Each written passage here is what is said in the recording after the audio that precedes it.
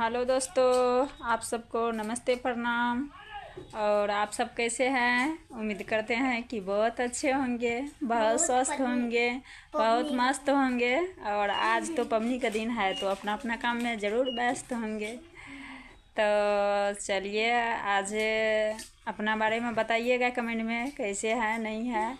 और आज हम बताते हैं कैसे है। आज हम बहुत खुश हैं, आप सबका प्यार आशीर्वाद से बहुत खुश है।